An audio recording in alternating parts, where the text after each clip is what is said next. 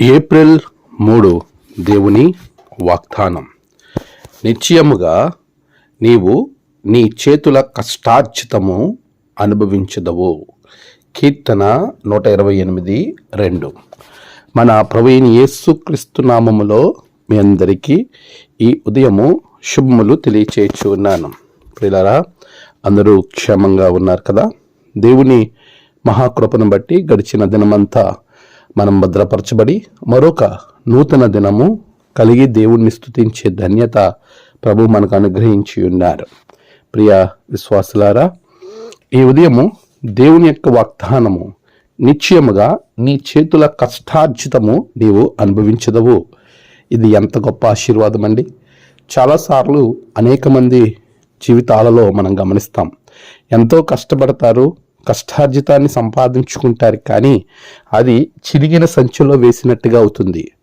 దానికి కారణం భక్తుడు పరిశుద్ధ గ్రంథంలో దేవుని ఆత్మీయ సంగతులను విస్మరించు వారి యొక్క జీవితంలో వారి కష్టార్జితము చినుగు సంచిలో వేసిన ధనం వలె ఉంటుంది అని చాలా స్పష్టంగా తెలియచేయచ్చు ఉన్నాడు.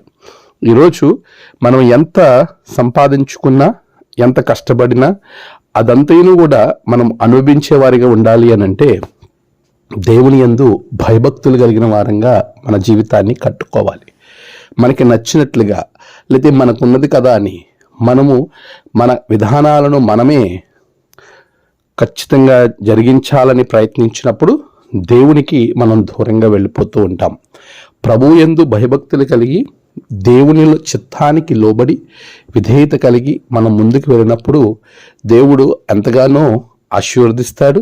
అంత మాత్రమే కాదు, నీకొచ్చిన ప్రతి కష్టార్జిత ఫలితము నువ్వు అనుభవించగలుగుతావు. అటువంటి కృపాభాగ్యములు ప్రభు మీ అందరికీ అనుగ్రహించును గాక. ఆమేన్. ప్రార్థన.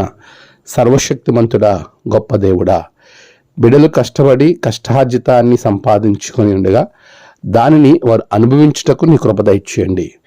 బిడ్డలకు కావలసిన నీ గొప్ప జ్ఞానము, నీ యొక్క సన్నిధి నిత్యము అనుగ్రహించండి.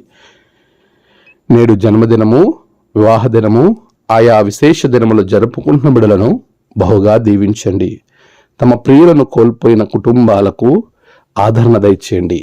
ఈ దిన దీవెనలు బిడ్డలకు అనుగ్రహించండి. వారి ప్రయాణాల యందు, పనుల యందు అన్నిటిలో నీ బిడ్డలకు నీవే తోడై ఉండి ప్రతి పనిలో విజయమును దయచేయమని యేసు నామమున ప్రార్థించి వేడుకొంచున్నాము తండ్రి. ఆమేన్. తండ్రి, కుమార, పరిశుద్ధాత్మ త్రియేక దేవుని దీవెన మీకు నిరంతరం తోడుగా ఉండి నడిపించును గాక. ఆమేన్.